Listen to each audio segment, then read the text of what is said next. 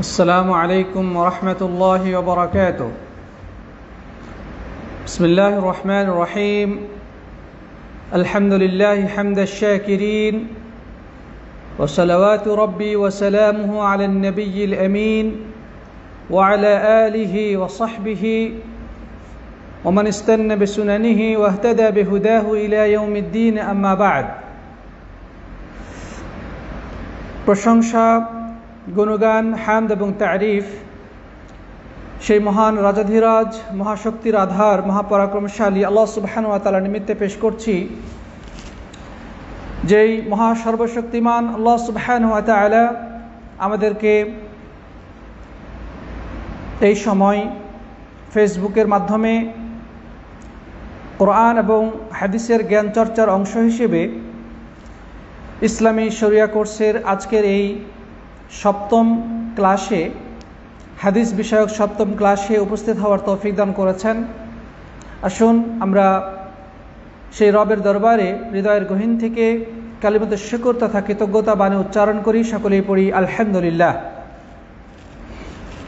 অতঃপর অবারিত সালাত, সালাম এবং শান্তির ধারা বর্ষিত হোক বিশ্ব মানবতার মুক্তির দিশারি, সর্বযুগের সর্বকালের সর্বশ্রেষ্ঠ মহামানব, জাতি ধর্ম বর্ণ গোত্র নির্বিশেষে সকল মানুষের উৎকৃষ্ট এবং সবচেয়ে শ্রেষ্ঠ কল্যাণকামী বন্ধু, সর্বোত্তম অনুকরণীয় অনুসরণীয় মহান আদর্শ।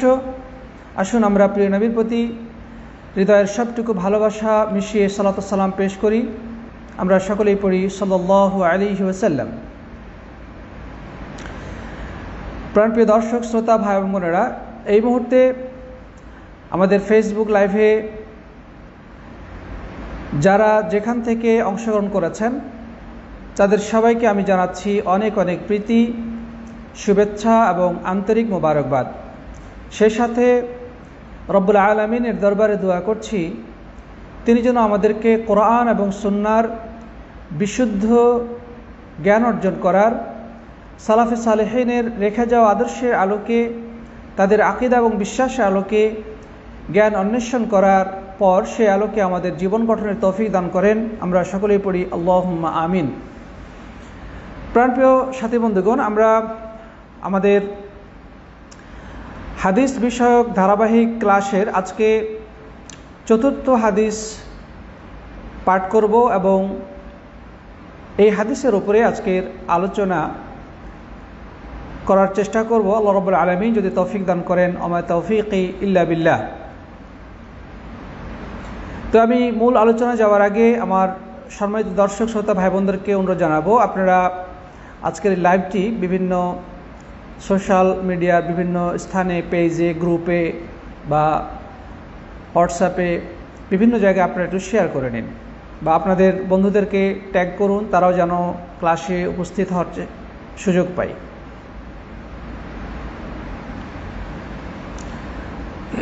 তারপরে আমার আওয়াজ ক্লিয়ার কিনা, আমাকে শুনতে পাচ্ছেন কিনা আপনারা, বা দেখতে কোনো সমস্যা হচ্ছে কিনা দয়া করে কমেন্ট করবেন। আমরা তারপরে ইনশাআল্লাহ আমাদের হাদিসের পাঠ শুরু করব ইনশাআল্লাহ তাআলা।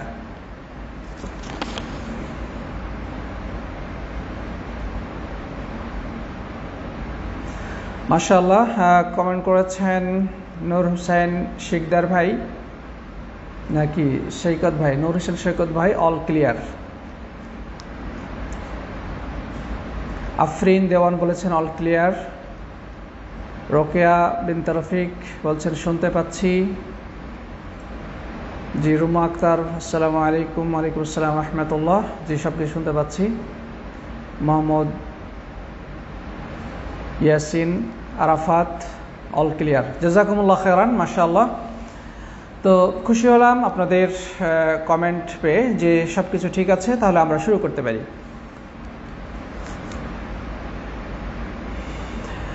প্রিয় সাথী বন্ধুগণ, আমরা যেমনটি বলেছি যে আজকে আমাদের নির্ধারিত পাঠ্য হচ্ছে আমাদের হাদিস সিলেবাসের ৪র্থ নম্বর হাদিস। সেই হাদিসটি খুবই গুরুত্বপূর্ণ একটি হাদিস। যেটি আমাদের প্রত্যেকেরই জানার দরকার। এই হাদিসটির উপরে আমাদের প্রত্যেকেরই পড়াশোনা করার দরকার। এ সম্পর্কে আরও বেশি আলোচনা প্রযোজনা হওয়া দরকার। খুবই মূল্যবান একটা হাদিস। আমরা সেই হাদিসটি প্রথমে পাঠ করি, তারপরে তার তর্জমা এবং তাফসির বা তর্জমা এবং এর ব্যাখ্যা বিশ্লেষণ জানার চেষ্টা করি। আল্লাহ রাব্বুল আলামিন যেন আমাদের সবাইকে কোরআন এবং সুন্নাহর সহিহ জ্ঞান অর্জন করে সে আলোকে আমাদের জীবন গঠনের তৌফিক এনায়েত করেন। আল্লাহুম্মা আমিন। প্রিয় উপস্থিতি, সাথী বন্ধুগণ, হাদিসটি হচ্ছে عن أبي عبد الله النعمان بن بشير رضي الله تعالى عنه قال سمعت رسول الله صلى الله عليه وسلم يقول إن الحلال بين وإن الحرام بين وبينهما أمور مشتبهات لا يعلمهن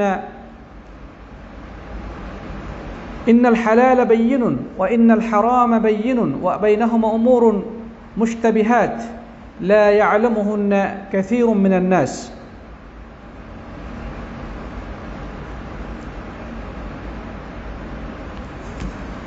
فمن اتقى الشبهات فقد استبرأ لدينه وعرضه ومن وقع في الشبهات فقد وقع في الحرام كالراعي يرعى حول الحمى يوشك أن يرتع فيه ألا وإن لكل ملك حمى وإن حمى الله محارمها وإن حمى الله محارمه ألا وإن في الجسد مضغة إذا صلحت صلح الجسد كله وإذا فسدت فسد الجسد كله ألا وهي القلب متفق عليه الحمد لله হাদিসটি কিছুটা লম্বা কিন্তু খুবই গুরুত্বপূর্ণ।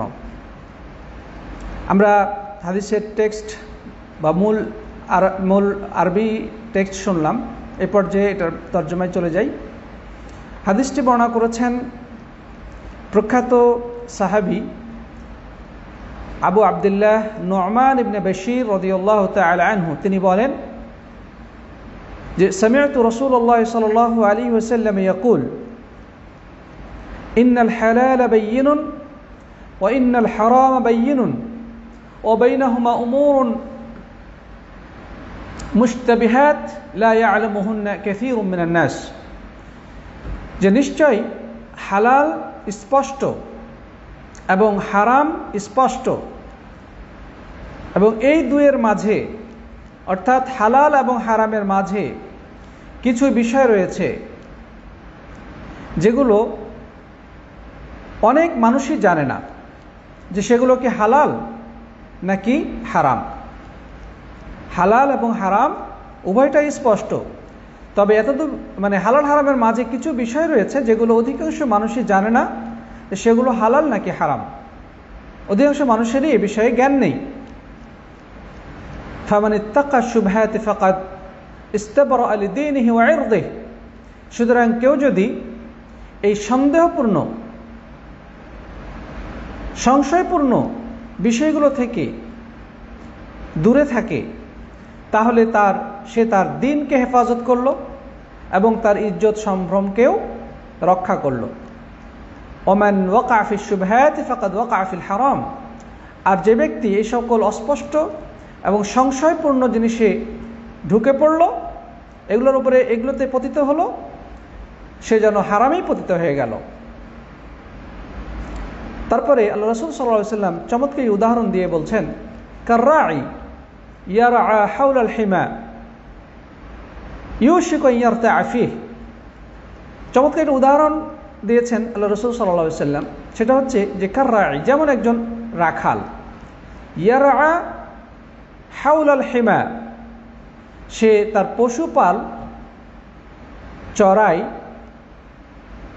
সুরক্ষিত স্থানের চারপাশে। কোনো একটা জায়গায় রক্ষণাবেক্ষণ করা আছে, বা এখানে যেমন আমাদের সমাজে হয়তো বা আমাদের দেশে আপনারা দেখে থাকবেন যে কোনো একটা ফসল বা ক্ষেত আবাদ করলে একটা সীমানা দেওয়া থাকে, ঘেরা থাকে। তো কাররাঈ একটা রাখাল যদি ওই হেমা মানে ওই নির্দিষ্ট যে জায়গা সেখানে যদি সে কি করে, মানে ঘেরা জায়গা, সংরক্ষিত জায়গায় যদি সেখানে তার পশুপাল চারণ করে, উট বকরি ইত্যাদি চারণ করে, তাহলে কোনো ব্যক্তি যদি চারণভূমির চারপাশে বকরি ছাগল ইত্যাদি চড়ায়, তাহলে সম্ভাবনা আছে যে সেখান থেকে ফসল খেয়ে ফেলবে। কাররাঈ ইয়ারআ হাওলাল হিমা, যেমন কোনো রাখাল তার পশুপাল চড়ায় কোথায়, কোনো চারণভূমির চারপাশে, তো সম্ভাবনা আছে যে সে তার পশু ওই চারণভূমি থেকে কোনো কিছু খেয়ে ফেলবে। তারপরে তিনি বলেন আলা ওয়া ইন্না লিকুল্লি মালিকিন হিমা। তারপরে রাসূল করিম সাল্লাল্লাহু আলাইহি ওয়াসাল্লাম বললেন, জেনে রাখো যে প্রত্যেক বাদশাহ বা প্রত্যেক শাসকের একটি নির্দিষ্ট সীমারেখা রয়েছে। ওয়া ইন্না হিমাল্লাহি মাহারিমুহু, কিন্তু আল্লাহ রাব্বুল আলামিনের যে সীমারেখা, তারও নির্দিষ্ট সীমারেখা রয়েছে। প্রত্যেক বাদশার একটা নির্দিষ্ট কি রয়েছে, সীমানা রয়েছে, সীমারেখা রয়েছে। যেমন এক দেশের শাসকের সীমারেখা এতদূর পর্যন্ত, অমুক শাসকের অমুক বাদশার অমুক রাজার সীমানা এতদূর পর্যন্ত। তো নবী সাল্লাল্লাহু আলাইহি ওয়াসাল্লাম বলছেন ইন্না লিকুল্লি মালিকিন, প্রত্যেক রাজার হেমা নির্দিষ্ট একটি সীমারেখা রয়েছে। ওয়া ইন্না হিমাল্লাহি মাহারিমুহু, আর আল্লাহ রাব্বুল আলামিনের সীমারেখা হচ্ছে তার হারাম তথা নিষিদ্ধ বিষয়সমূহ। তারপরে আল্লাহ রাসূল সাল্লাল্লাহু আলাইহি ওয়াসাল্লাম বললেন আলা ইন্না ফিল জাসাদি মুদগাহ ইযা সালুহাত সালুহাল জাসাদু কুল্লুহু ওয়া ইযা ফাসাদাত ফাসাদাল জাসাদু কুল্লুহু আলা ওয়া হিয়াল কলব। তারপরে আল্লাহ রাসূল সাল্লাল্লাহু আলাইহি ওয়াসাল্লাম বললেন, সাবধান হয়ে যাও, সতর্ক হয়ে যাও, জেনে নাও যে মানুষের দেহের ভেতরে একটা গোশতের টুকরা রয়েছে, মাংসপিণ্ড রয়েছে। সেই মাংসপিণ্ড যদি সুস্থ থাকে, ভালো থাকে, তাহলে সারা শরীর ভালো থাকে। আর সেটা যদি নষ্ট হয়ে যায়, খারাপ হয়ে যায়, তাহলে পুরো শরীর সব কিছুই খারাপ হয়ে যায়। আর সেটি কি? সেটি হচ্ছে কলব বা হৃৎপিণ্ড, মানুষের হৃদয়। এই হৃদয় যদি ঠিক থাকে, ভালো থাকে, সুস্থ থাকে, তাহলে পুরো মানুষটাই সুস্থ থাকে, ভালো থাকে। আর এটা যদি খারাপ হয়ে যায়, নষ্ট হয়ে যায়, তাহলে পুরো দেহটাই নষ্ট হয়ে যায়, খারাপ হয়ে যায়। এটি সহিহ বুখারী এবং মুসলিমে একসাথে বর্ণিত হয়েছে। এই কারণে হাদিসটিকে মুত্তাফাকুন আলাইহি বলা হয়। প্রিয় সাথী বন্ধুগণ, আমরা নু'মান ইবনে বাশীর রাদিয়াল্লাহু তাআলা কর্তৃক বর্ণিত এই মূল্যবান হাদিসটি শুনলাম। এ পর্যায়ে হাদিসের মূল ব্যাখ্যায় যাওয়ার পূর্বে আমরা বর্ণনাকারী সাহাবী নু'মান ইবনে বাশীর রাদিয়াল্লাহু তাআলা আনহু সম্পর্কে সামান্য কিছু আলোকপাত করব। যেমনটি আমরা দেখতে পাচ্ছি যে নু'মান ইবনে বাশীর, তার আগে আছে আবু আবদুল্লাহ, তার মানে হচ্ছে তিনি আবদুল্লাহর পিতা। এটাকে কুনিয়ত বলা হয়। সন্তানের নাম উল্লেখপূর্বক যদি কারো নাম উল্লেখ করা হয়, তাই সেই সন্তানের নাম সহকারে যে নামটা থাকে সেটাকে কুনিয়ত বলা হয়। অর্থাৎ আবু আবদুল্লাহ, যেমন আমরা বলি আবু আব্দুর রহমান, আবু উমুক, আবু তুমুক, মানে উমুকের পিতা, এটাকে কুনিয়ত বলা হয়। এটা আরবদের ভিতরে ব্যাপকভাবে প্রচলিত একটি পদ্ধতি। তার নাম উল্লেখ করার সময় কার পিতা, তার পিতার নাম কি, কোন বংশের, এগুলো সব একসাথে উল্লেখ করেন। তো যাই হোক, সাহাবী নু'মান ইবনে বাশীর রাদিয়াল্লাহু তাআলা আনহুর কুনিয়ত হচ্ছে আবু আবদুল্লাহ, তার মানে আবদুল্লাহর পিতা। তার নাম কি? আন-নু'মান, তার নাম হচ্ছে নু'মান ইবনে বাশীর, মানে বাশীরের সন্তান, অর্থাৎ তার পিতার নাম হচ্ছে বাশীর। সন্তানের নাম আব্দুল্লাহ, তার নাম নুমান, তার পিতার নাম বশির। তাহলে আমরা পুরো নামটা পেলাম আবু আব্দুল্লাহ নুমান ইবনে বশির আল আনসারি আল খাজরাজি। তিনি মদিনার আনসারি সাহাবী ছিলেন এবং বংশগতভাবে খাজরাজি বংশের অন্তর্গত ছিলেন। তবে মদিনার আনসারি সাহাবীদের মধ্যে বংশগতভাবে তিনি খাজরাজি বংশের অন্তর্ভুক্ত ছিলেন। প্রিয় সাথী বন্ধুগণ, তাহলে আমরা তার নাম এবং কোথাকার অধিবাসী এবং কোন বংশের অধিবাসী এটি আমরা জানতে পারলাম। আচ্ছা, তার ব্যাপারে যেটা বলা হয় যে তিনি মিন সিগার সাহাবা, তিনি সাহাবীদের মানে ছোট সাহাবীদের অন্তর্ভুক্ত। ছোট সাহাবীদের অন্তর্ভুক্ত। ছোট সাহাবী বলতে যারা পরবর্তীতে মদিনায় জন্মগ্রহণ করেছেন, অর্থাৎ রাসূল করিম সাল্লাল্লাহু আলাইহি সাল্লাম এর মক্কা থেকে মদিনা হিজরতের পরে তারপরে যারা ইসলাম গ্রহণ করেছেন তারা হচ্ছে ছোট সাহাবী, যেমন আব্দুল্লাহ ইবনে নুমান, যেমন নুমান ইবনে বশির, আব্দুল্লাহ ইবনে আব্বাস, তারপরে আব্দুল্লাহ ইবনে উমর, তারা সকলেই ছোট ছিলেন তখন, তাদেরকে সিগারুস সাহাবা বলা হয়। তো যাই হোক, তিনি একজন সিগারুস সাহাবা বা ছোট সাহাবীদের অন্তর্ভুক্ত ছিলেন। এবং যেটা বর্ণিত হয়েছে তার একটি নুমান ইবনে বশির রাদিয়াল্লাহু আনহু একটি বৈশিষ্ট্য হচ্ছে যে আল্লাহ রাসূল সাল্লাল্লাহু আলাইহি সাল্লাম মক্কা থেকে মদিনায় হিজরতের পরে, আল্লাহ রাসূল সাল্লাল্লাহু আলাইহি সাল্লাম মক্কা থেকে মদিনায় হিজরতের পরে তিনি সর্বপ্রথম আনসারীদের মধ্যে আনসারী সাহাবীদের মধ্য থেকে প্রথম সন্তান ভূমিষ্ঠ হয়েছেন। অর্থাৎ তিনি সর্বপ্রথম সন্তান পৃথিবীতে এসেছেন আল্লাহ রাসূল সাল্লাল্লাহু আলাইহি সাল্লাম মক্কা থেকে মদিনায় হিজরতের পরে মদিনার আনসারী সাহাবীদের মধ্য থেকে। সুতরাং এদিক থেকে তিনি একটা বৈশিষ্ট্যমণ্ডিত যে রাসূল করিম সাল্লাল্লাহু আলাইহি সাল্লাম মক্কা থেকে মদিনা হিজরতের পরে তিনি সর্বপ্রথম জন্মগ্রহণকারী ছোট সাহাবী। প্রিয় সাথী বন্ধুগণ, কিন্তু এই ছোট সাহাবী আল্লাহ সুবহানাহু ওয়া তাআলা তাকে পরবর্তীতে অনেক যোগ্যতা দিয়েছিলেন। তিনি অনেক বড় বড় প্রশাসনিক দায়িত্ব পালন করেছিলেন। তিনি পরবর্তীতে অর্থাৎ খলিফাদের যুগ অতিবাহিত হওয়ার পরে আবু বকর, ওমর, ওসমান, আলী, তাদের যুগ অতিবাহিত হওয়ার পরে তিনি আস্তে আস্তে বড় হলেন, জ্ঞান গরিমা অর্জন করলেন, দক্ষতা অর্জন করলেন। তারপরে যখন মুআবিয়া রাদিয়াল্লাহু তাআলা আনহুর শাসন আমল শুরু হলো তখন তিনি তাকে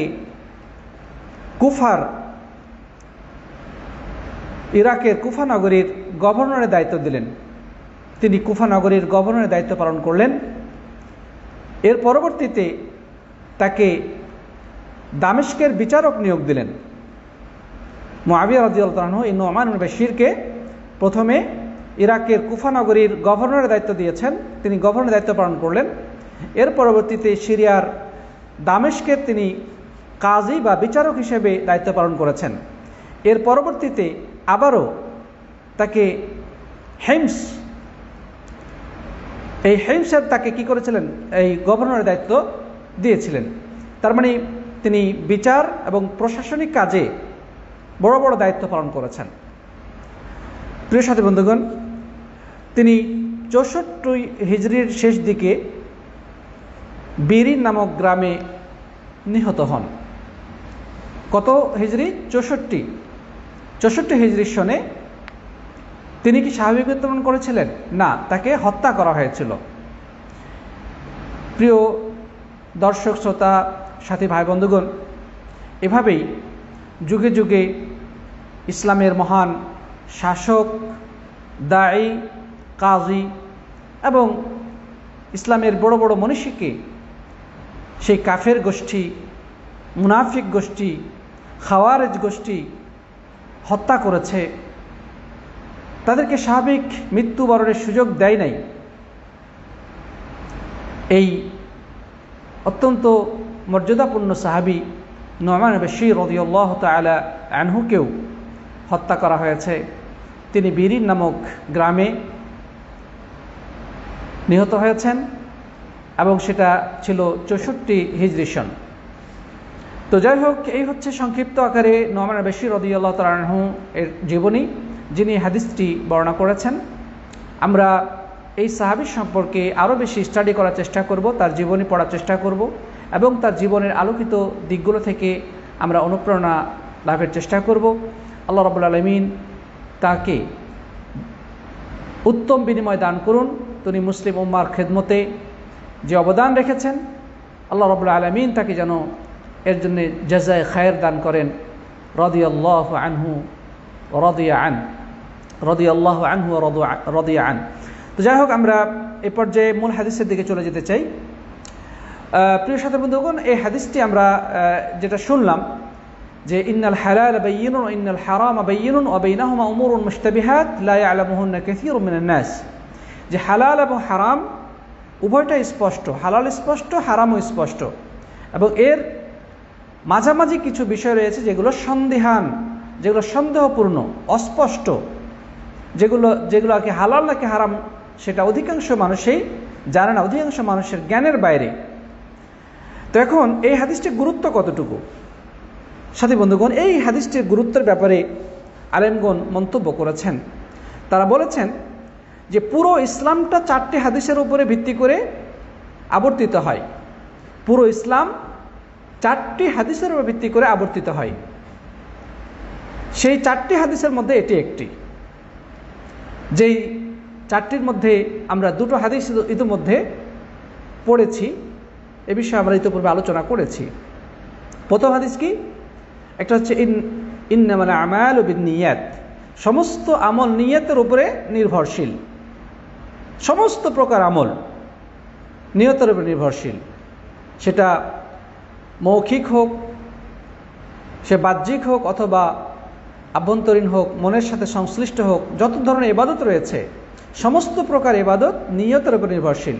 এটি হচ্ছে প্রথম হাদিস। 2 নম্বর হাদিস, সেটা হচ্ছে বেদাত সংক্রান্ত হাদিস। নবী সাল্লাল্লাহু আলাইহি ওয়াসাল্লাম বলেছেন, মান আহদাসা ফি আমরিনা হাযা মা লাইসা মিনহু ফাহুয়া রাদ্দ, যে ব্যক্তি এমন আমল করলো যে ব্যাপারে আমার পক্ষ থেকে কোনো নির্দেশনা নেই, বা শরীয়তের ভিতরে এমন নতুন কোনো কিছু উদ্ভাবন করলো যে ব্যাপারে আমার পক্ষ থেকে যা শরীয়তের অন্তর্ভুক্ত নয়। মান আহদাসা ফি আমরিনা হাযা, যে ব্যক্তি এমন কোনো কিছু উদ্ভাবন করলো যা এই দ্বীনের অন্তর্ভুক্ত নয়, ফাহুয়া রাদ্দুন আই মারদুদুন, সেটা হচ্ছে প্রত্যাখ্যাত। আরেক হাদিসে বলছেন, মান আমিলা আমালান লাইসা আলাইহি আমরুনা ফাহুয়া রাদ্দ, যে ব্যক্তি এমন কোনো আমল করলো যে ব্যাপারে আমার পক্ষ থেকে কোনো অনুমোদন নেই, নির্দেশনা নেই, সেটা প্রত্যাখ্যাত। সেই বুখারীর হাদিস, মারজানা আয়েশা থেকে বর্ণিত। এটি হচ্ছে 2 নম্বর হাদিস, যেটা আমরা ইতিপূর্বে আলোচনা করেছি। আর আজকের আলোচ্য হাদিসটি হচ্ছে সেই 4টি হাদিসের মধ্যে তৃতীয় হাদিস, যে হালাল এবং হারাম স্পষ্ট, এর মধ্যবর্তী যা কিছু আছে সেগুলো হচ্ছে সন্দেহপূর্ণ, কিছু বিষয় আছে সন্দেহপূর্ণ। এই হলো 3 নম্বর হাদিস। 4th নম্বর হাদিস হচ্ছে দা মা ইউরিবুকা ইলা মা লা ইউরিবুক, যে তুমি যেটা সন্দেহপূর্ণ সেটা তুমি পরিত্যাগ করো, যেটা সন্দেহ না সেটাকে তুমি গ্রহণ করো। মানে যেখানে সন্দেহ, সংশয়, সেটা থেকে তুমি নিজেকে দূরে রাখো। সন্দেহ মুক্ত, একেবারে পরিষ্কার পরিচ্ছন্ন, নিশ্চিতভাবে যেটা জানা যাচ্ছে যেটা হালাল নাকি হারাম, ভালো না মন্দ, সেটাকে তুমি গ্রহণ করো।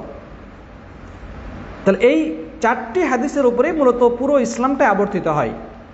সুতরাং আমরা বুঝতে পারছি যে এই হাদিসটির গুরুত্ব কত বেশি। প্রিয় উপস্থিতি সাথী বন্ধুগণ, তাহলে আমরা হাদিসের গুরুত্ব পেয়ে গেলাম। এ পর্যায়ে আমরা পরবর্তীতে রাসূল করিম সাল্লাল্লাহু আলাইহি ওয়াসাল্লাম যা বলেছেন সেদিকে অগ্রসর হয়। তিনি বলেছেন, ইন্নাল হালালা বায়্যিনুন ওয়া ইন্নাল হারামা বায়্যিনুন, হালাল স্পষ্ট এবং হারাম স্পষ্ট। সত্যি আল্লাহ রাব্বুল আলামিন তিনি রহমান রহিম, অপার করুণা অধিকারী। তিনি আমাদের জন্য কোন কাজটি হালাল আর কোন কাজটি হারাম, কোন খাদ্য হালাল, কোন খাদ্য হারাম, কোন পানীয়টা বৈধ আর কোন পানীয়টা অবৈধ, কোন ধরনের পোশাক পরা জায়েজ আর কোন ধরনের পোশাক পরা নাজায়েজ, কোন নারীকে বিবাহ করা জায়েজ আর কোন নারীকে বিবাহ করা জায়েজ নেই, অর্থাৎ নারী পুরুষের বৈবাহিক সম্পর্ক কাদের সাথে করা জায়েজ রয়েছে এবং কাদের সাথে করা জায়েজ নেই, ইত্যাদি বিষয়গুলো তিনি কোরআন এবং হাদিসের মাধ্যমে উম্মতের সামনে স্পষ্ট করে দিয়েছেন। প্রিয় বন্ধুগণ, তবে কিছু বিষয় তো থেকেই যায় যেগুলো সন্দিহান বা সন্দেহপূর্ণ, অস্পষ্ট। এখন এগুলোর বিধান কি হবে? আল্লাহ রাসূল সাল্লাল্লাহু আলাইহি সাল্লাম যেটা বললেন যে সেটা হচ্ছে যে লা ইয়ালামুহুন্না কাসীরুম মিনান নাস, এগুলো সম্পর্কে অধিকাংশ মানুষই কোনো জ্ঞান রাখে না, জানে না। তার মানেটা হলো অধিকাংশ মানুষ জানবে না, এটাই স্বাভাবিক, কারণ অধিকাংশ মানুষই আলেম নয়, অধিকাংশ মানুষই কোরআন হাদিস সম্পর্কে গভীর জ্ঞান রাখে না, সুতরাং তারা সেগুলো জানতে পারবে না। তবে অবশ্যই আর-রাসিখুনা ফিল ইলম, যারা ইলমের ক্ষেত্রে গভীর জ্ঞান, মানে ইলমের ক্ষেত্রে যারা গভীর পাণ্ডিত্য রাখেন, যারা গভীর জ্ঞানের অধিকারী, যারা কোরআন এবং সুন্নাহ সম্পর্কে পর্যাপ্ত ইলম রাখেন, গবেষণা করেন এবং জীবনে দীর্ঘ সময় কোরআন এবং হাদিসকে অনুসন্ধান, কোরআন হাদিসের পেছনে তারা সময় ব্যয় করেছেন, তাদের জীবনটাকে এই পথে কাটিয়ে দিয়েছেন, এই ধরনের বিজ্ঞ উলামা একরাম, বিচক্ষণ, শরীয়ত সম্পর্কে প্রচুর অধ্যয়নকারী আলেমগণ অবশ্যই সেগুলো বুঝতে পারেন। কারণ যদি সবই অস্পষ্ট থাকতো তাহলে তো ইসলাম আমাদের জন্য, কোরআন আমাদের জন্য এমন কিছু বিধান দিয়েছে যেগুলো সমাজের বা এই উম্মতের কেউ বুঝলো না, এমনটি তো হতে পারে না। তাহলে কিছু বিষয় সাধারণ মানুষের কাছে অস্পষ্ট, কিন্তু অবশ্যই আলেমদের কাছে সেটাই স্পষ্ট। তারা কোরআন এবং হাদিস ঘেটে বা ইজতিহাদের মাধ্যমে তারা সেই ব্যাপারে সিদ্ধান্তে উপনীত হতে পারেন। এটা অনেক আলেমেরই আল্লাহ রাব্বুল আলামিন তাদেরকে সেই যোগ্যতা দিয়েছেন, তারা তাদের নলেজের আলোকে এ বিষয়ে বুঝতে পারেন, উপলব্ধি করতে পারেন। তো সাথী বন্ধুগণ, তো আল্লাহ সুবহানাহু ওয়া তাআলা আমাদের জন্য হালাল হারামের বিষয়গুলি স্পষ্ট করেছেন। আপনি কোন খাবারটা খাবেন, কোন খাবারটা খাবেন না। মৃত প্রাণীর গোশত খাওয়া জায়েজ নেই, হারাম। মদ খাওয়া হারাম, অন্যের লুণ্ঠিত সম্পদ ভক্ষণ করা হারাম। এছাড়া আল্লাহ সুবহানাহু ওয়া তাআলা আমাদের জন্য এই পৃথিবীতে অসংখ্য অগণিত নিয়ামত রাজি দান করেছেন। যে কোনো সুপেয় পানি আমরা পান করতে পারি, যে কোনো পুষ্টিকর খাদ্য আমরা গ্রহণ করতে পারি, হালাল যে সমস্ত প্রাণীর গোশত রয়েছে সেগুলো আমরা ভক্ষণ করতে পারি। আমরা দুধ খাবো, ফল খাবো, ফলের জুস খাবো, আমরা মধু খাবো, আমরা আল্লাহ সুবহানাহু ওয়া তাআলা অসংখ্য নিয়ামত রয়েছে সেগুলো আমরা খেয়ে আমরা জীবন ধারণ করব, আমরা উপভোগ করব। আল্লাহ রাব্বুল আলামিনের পক্ষ থেকে এই সমস্ত নিয়ামত তিনি আমাদেরকে দান করেছেন, সেগুলো আমরা উপভোগ করব, আল্লাহর শুকরিয়া আদায় করব, আল্লাহর নাম নিয়ে খাবো, কোনো আপত্তি নেই। সে সাথে আল্লাহ রাব্বুল আলামিনের ইবাদতে আমাদের জীবন অতিবাহিত করব। কিন্তু যেই জায়গাটা যেটা হারাম সেটা থেকে আমরা দূরে থাকব। সব কিছুই খান, এই পৃথিবীতে যত নিয়ামত রয়েছে সব কিছুই আপনার জন্য হালাল। তবে হারাম কোনটা? যেটা ইসলাম নিষিদ্ধ করে দিয়েছে, যেটা নিষেধ করে দিয়েছে সেটা ছাড়া সব কিছু আপনার জন্য হালাল। নিষেধ যেমন মৃত প্রাণীর গোশত খাওয়া যাবে না, তারপরে জমাট বাঁধা মানে প্রবাহমান রক্ত খাওয়া যাবে না, শুকুরের গোশত খাওয়া যাবে না, কুকুরের গোশত খাওয়া যাবে না, কোনো হিংস্র বিষাক্ত প্রাণীর গোশত খাওয়া যাবে না। আল্লাহ তাআলা এগুলো হারাম করে দিয়েছেন। তারপরে পানীয়ের ভিতরে মদ পান করা যাবে না। যে সমস্ত পানীয় পান করলে মানুষের ব্রেন ইফেক্টেড হয়, পাগলামি বা মাতলামি শুরু হয়, মানুষের হিতাহিত জ্ঞান শূন্য হয়ে যায়। এই জাতীয় সকল প্রকার নেশাদার বস্তু, মদ, সেটা কম হোক বেশি হোক, পরিপূর্ণভাবে সম্পূর্ণভাবে নিষিদ্ধ, হারাম। আল্লাহ সুবহানাহু ওয়া তাআলা কোরআন হাদিসে সেগুলি স্পষ্ট করে দিয়েছেন। কিন্তু কিছু বিষয় আছে যেগুলো অস্পষ্ট। যেমন উদাহরণ হিসেবে বলতে পারি যে সিগারেট যখন প্রথম চালু হয়, বিড়ি সিগারেট, তখন বিষয়টি অস্পষ্ট ছিল যে এটা কি হালাল নাকি হারাম। প্রথম পর্যায়ে আলেমরা সন্দেহান ছিলেন যে এটা কি, এই যে সিগারেট, ধূমপান, এই যে নতুনভাবে সমাজে ধূমপানের প্রসার ঘটলো, এটা শরীয়তে এটার বিধানটা কি। প্রথম পর্যায়ে বিষয়ে আলেমদের মাঝে এই যে দ্বিধা বিভক্তি বা দ্বিমত, অস্পষ্টতা ছিল। কিন্তু পরবর্তীতে ধীরে ধীরে এটা স্পষ্ট হয়ে গেল যে যেহেতু এটা মানুষের শরীরের জন্য ক্ষতিকারক এবং বিজ্ঞান এবং মেডিকেল সায়েন্সের দ্বারা প্রমাণিত হয়েছে যে এই সমস্ত ধূমপান, নেশাদার দ্রব্য মানুষকে নানাভাবে ক্ষতিগ্রস্ত করে, রোগ ব্যাধি সৃষ্টি হয়, মানুষের লিভার নষ্ট হয়, ক্যান্সার হয় এবং নানা ধরনের সমস্যায় পতিত হয়। তারপরে আলেমগণ সেটা আস্তে আস্তে সিদ্ধান্তে আসলেন যে এগুলো হারাম। তো যাই হোক, কিছু বিষয় অস্পষ্ট, তবে আলেমগণ সেটা কোরআন হাদিস স্টাডি করে সেটা এক পর্যায়ে তারা সিদ্ধান্ত দিতে সক্ষম হন যে এটি হচ্ছে এটা হালাল নাকি হারাম। প্রিয় বন্ধুগণ, ঠিক একইভাবে পোশাকের ক্ষেত্রে ইসলামের যে বিধিবিধান রয়েছে, আপনি পৃথিবীর যে কোনো পোশাকই পরতে পারেন।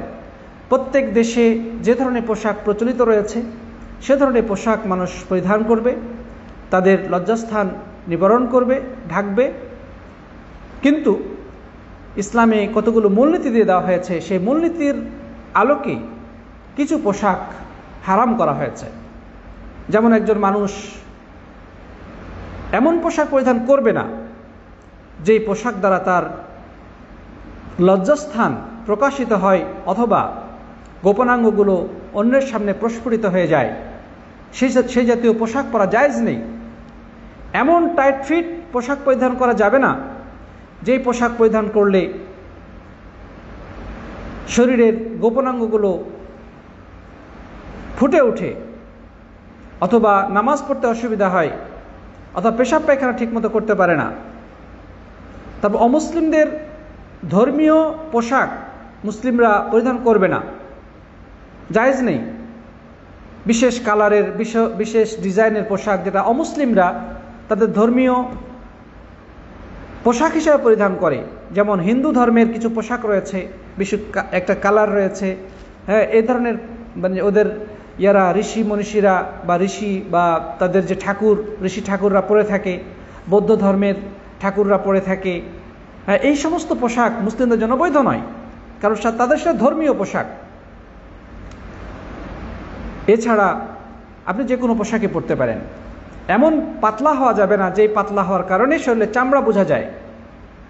তারপরে সমাজে অপ্রচলিত অদ্ভুত ডিজাইনের, অদ্ভুত কালারের পোশাক পরিধান করা জায়েজ নেই। এটাকে বলা হয় লিবাসুশ শুহরা, অর্থাৎ সমাজে এটার পোশাকের কোনো অস্তিত্ব নাই, কেউ চেনে না, জানে না, কিন্তু বা এই পোশাকটা কেউ পরে না, কিন্তু কোনো এক ব্যক্তি এক অদ্ভুত ডিজাইনের, অদ্ভুত কালারের পোশাক পরে রাস্তাঘাটে চলাফেরা করে, ফলে মানুষ দূর থেকে আঙ্গুল ইশারা করে দেখায় যে এটা কেমন মানুষ, এটা কে, যার কারণে এই পোশাকের দ্বারা সে সমাজে পরিচিত হয়ে যায়, মানে আলাদাভাবে সে পরিচিতি লাভ করে। এটাকে বলে লিবাসুশ শুহরা।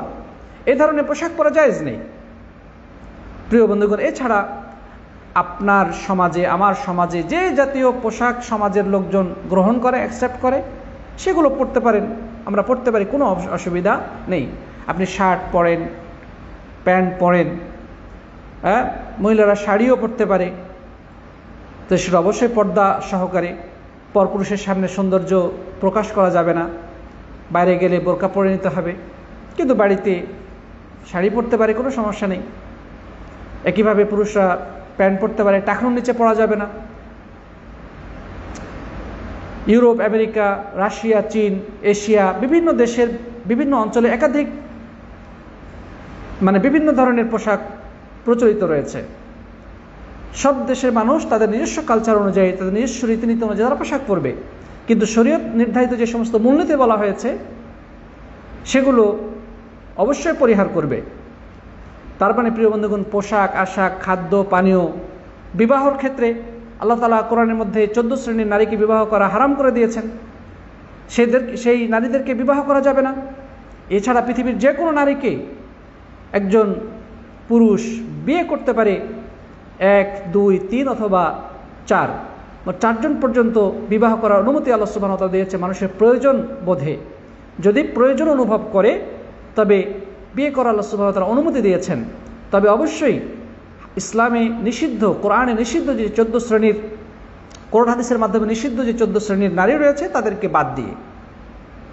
এভাবে আল্লাহ সুবহানাহু ওয়া তাআলা আমাদের জন্য খাদ্য, পোশাক, তারপরে বিবাহ ইত্যাদি জীবনের প্রত্যেকটি ক্ষেত্রে হালাল এবং হারামগুলো স্পষ্ট করে দিয়েছেন।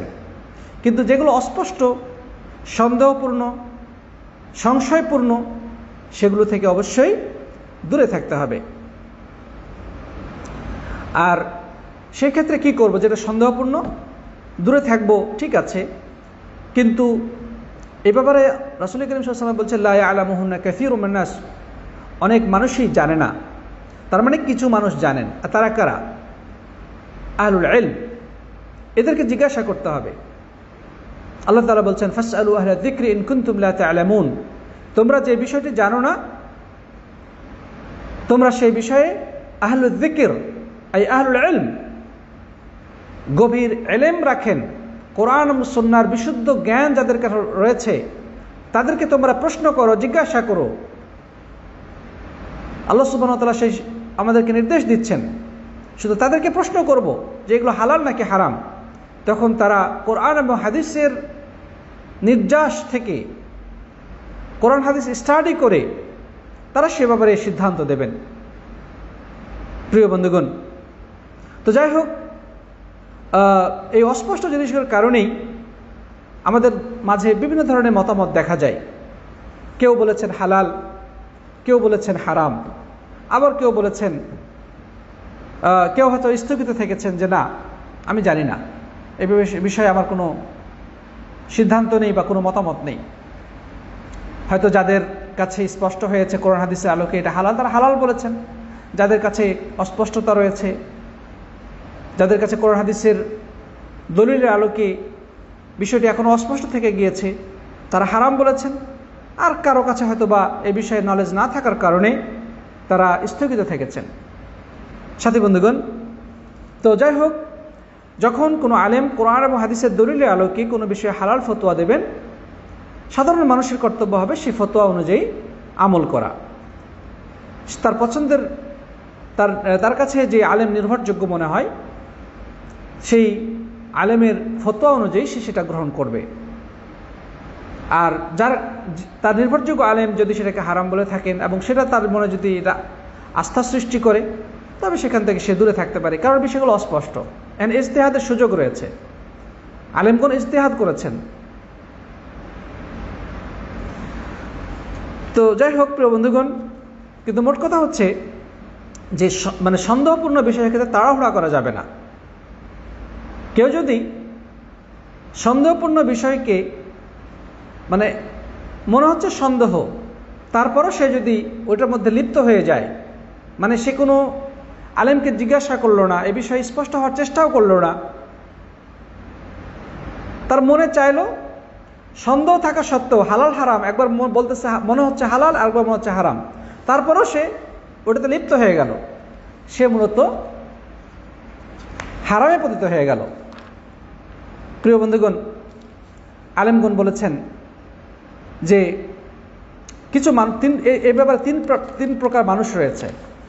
আলেমগণ বলেছেন যে হারাম বা অস্পষ্ট এবং সন্দেহপূর্ণ বিষয়গুলো গ্রহণের ক্ষেত্রে 3 শ্রেণী মানুষ রয়েছে। এক শ্রেণী মানুষ হচ্ছে যারা আল্লাহর সন্তুষ্টি অর্জনের জন্য সকল প্রকার মানে সংশয়পূর্ণ বিষয় থেকে নিজেকে নিবৃত রাখে, দূরে রাখে, আল্লাহর জন্যে সেগুলো থেকে বাদ দিয়ে নিজেকে সব ধরনের সংশয় সন্দেহপূর্ণ বিষয় থেকে নিজেকে সে নিবৃত্ত রাখে বা সেই দিকে সে অগ্রসর হয় না, তো এই ব্যক্তি মূলত ফাকাদ ইস্তাবরা আলিদ্দীনিহি ওয়া ইরদিহি, সে যেন তার দিনকে রক্ষা করলো এবং তার ইজ্জত সম্ভ্রমকে হেফাজত করলো। এটা হচ্ছে এক শ্রেণী মানুষ।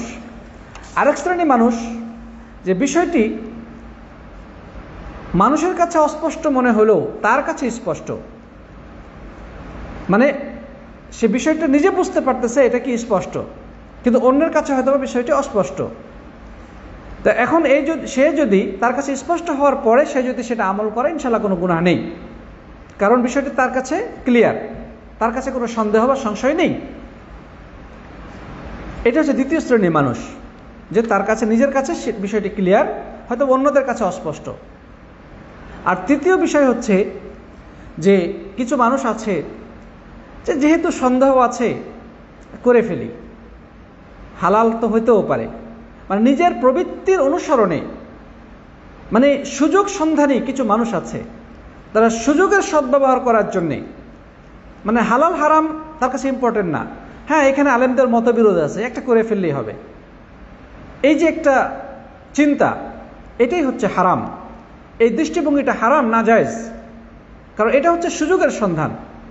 হ্যাঁ বিভিন্ন ধরনের আলেমের বিভিন্ন ধরনের মত আছে, সুতরাং আমি হালালটা নিয়ে ফেললাম, আছে না আমাদের সমাজে কিছু মানুষ?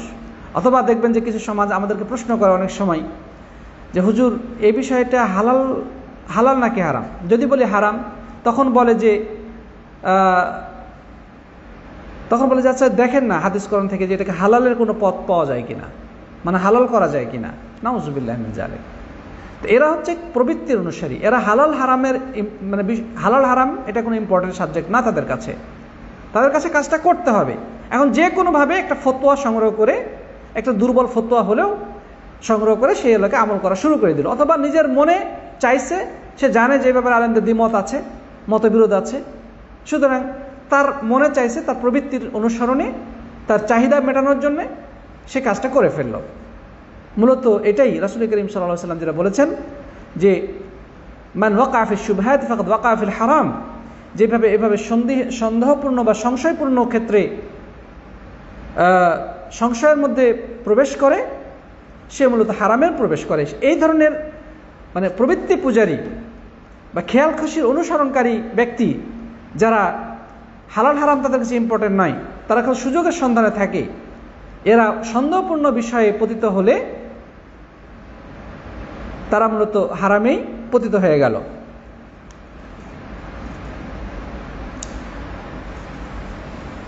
সাথী বন্ধুগণ, রাসূল করিম সাল্লাল্লাহু আলাইহি ওয়াসাল্লাম বলেছেন যে কারো কাছে যদি সন্দেহপূর্ণ কোনো বিষয় মনে হয় যে বিষয়টি সন্দেহপূর্ণ, তারপরেও সে যদি কাজটা করে, তার কাছে স্পষ্ট হয় নাই, ক্লিয়ার এটা আসলে হালাল না হারাম ক্লিয়ার হয় নাই, তারপরেও সে নিজের প্রবৃত্তি চাহিদা মেটানোর জন্য সে কাজটা করে ফেলল, সম্ভাবনা আছে এই লোকটি পরবর্তীতে স্পষ্ট হারামেও লিপ্ত হয়ে যেতে পারে। সে স্পষ্ট হারামেও লিপ্ত হওয়ার সম্ভাবনা রয়েছে, কারণ রাসূল করিম সাল্লাল্লাহু আলাইহি ওয়াসাল্লাম বলেছেন মান ইজতারা আলা মান ইয়াশুক্কু ফিহি মিনাল ইসম আওশাকা আন ইওয়াকিআ মাস্তাবান, যে কোনো ব্যক্তি যদি মানে সন্দেহপূর্ণ কাজে লিপ্ত হওয়ার দুঃসাহস দেখায়, তাহলে সম্ভাবনা রয়েছে যে সে তার কাছে এটা স্পষ্ট হারাম বলে প্রমাণিত হয়েছে, সেটার মধ্যে সে লিপ্ত হয়ে যাবে। এটা সহিহ বুখারীর হাদিস।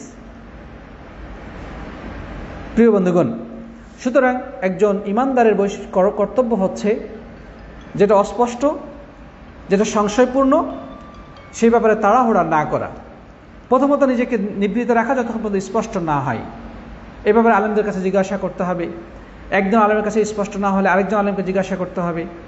তার কাছে যে সমস্ত নির্ভরযোগ্য বড় আলেম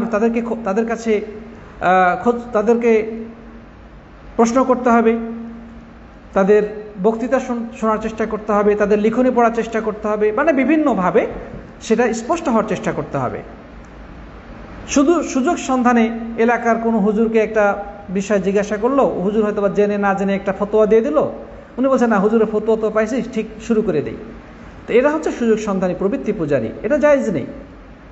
মোট কথা আমাদেরকে দিনের ক্ষেত্রে সর্বোচ্চ সতর্কতা অবলম্বন করতে হবে। এই জন্য রাসূল করিম সাল্লাল্লাহু আলাইহি ওয়াসাল্লাম এখানে কথা বলছেন যে যে ব্যক্তি সন্দেহপূর্ণ সংশয়পূর্ণ বিষয় থেকে নিজেকে দূরে রাখে, সে যেন নিজের ইজ্জতকে হেফাজত করে, নিজের দিনকে রক্ষা করে। খুবই ইম্পর্টেন্ট কথা। সুতরাং সতর্ক হতে হবে প্রিয় সাথী বন্ধুগণ, সংশয় সন্দেহপূর্ণ বিষয়গুলো থেকে আমাদেরকে ইহতিরাজ করা উচিত, সতর্কতা অবলম্বন করা উচিত। তাড়াহুড়া করা ঠিক নয়। আলেমদেরকে জিজ্ঞাসা করতে হবে, প্রশ্ন করতে হবে, বিভিন্নভাবে এটা স্পষ্ট হওয়ার চেষ্টা করতে হবে। আল্লাহ তাআলা আমাদের সবাইকে তৌফিক দান করুন, আল্লাহুম্মা আমিন।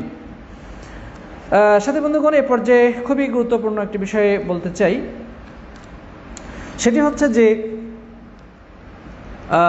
রাসূল করিম সাল্লাল্লাহু আলাইহি ওয়াসাল্লাম এখানে যে উদাহরণটি দিয়েছেন খুবই ইম্পর্টেন্ট।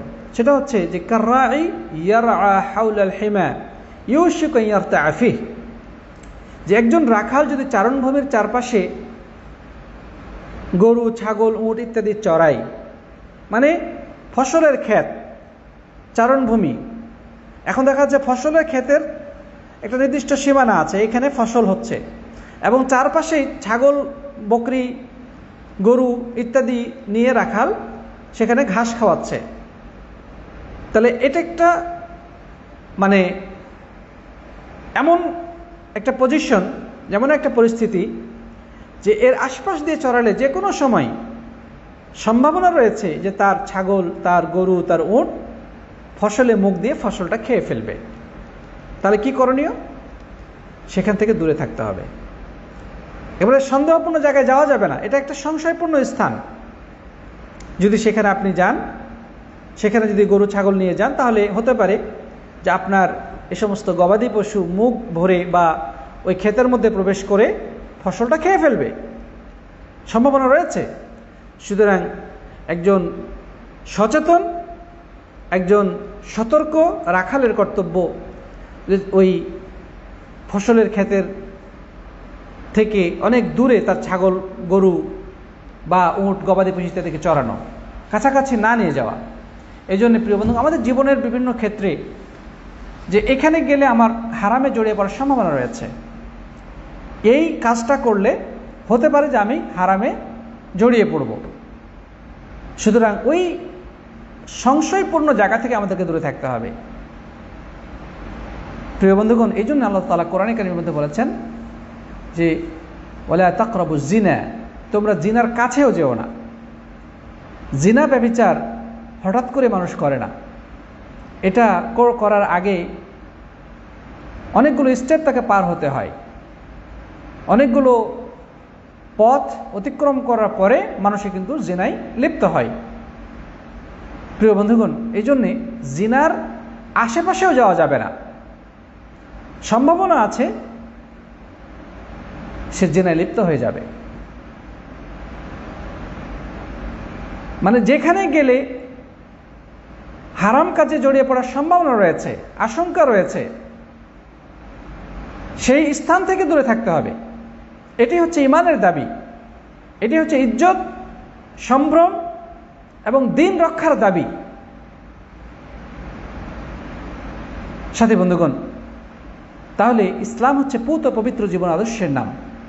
আমাদেরকে পবিত্রতা শেখায়, আমাদেরকে সতর্কতা শেখায়, হারামে লিপ্ত হওয়ার ব্যাপারে সর্বোচ্চ সতর্কতা অবলম্বন করতে নির্দেশনা দেয়। এই হাদিসটি তার প্রমাণ। রাসূল করিম সাল্লাল্লাহু আলাইহি ওয়াসাল্লাম চমৎকার উদাহরণ দিয়ে বলেছেন। তারপরে আল্লাহ সুবহানাহু ওয়া তাআলা, তারপরে রাসূল করিম সাল্লাল্লাহু আলাইহি ওয়াসাল্লাম বলেন যে আলা ওয়া ইন্না লিকুল্লি মালিকিন হিমা, তোমরা জেনে রাখো, তোমরা তো অবশ্যই সেটা জানো, সাবধান হয়ে শুনে নাও যে প্রত্যেক বাদশার, প্রত্যেক রাজার একটি নির্দিষ্ট সীমানা রয়েছে। যেমন আমাদের দেশের যে শাসক, তার একটা নির্দিষ্ট সীমানা রয়েছে, সীমান্তবর্তী এলাকা। তারপরে ইন্ডিয়া, তার নির্দিষ্ট সীমানা রয়েছে, পাকিস্তান তার নির্দিষ্ট সীমানা রয়েছে। এরকম প্রত্যেক বাদশার একটি নির্দিষ্ট কি রয়েছে, সীমানা রয়েছে। ওই সীমা অতিক্রম করা যাবে না।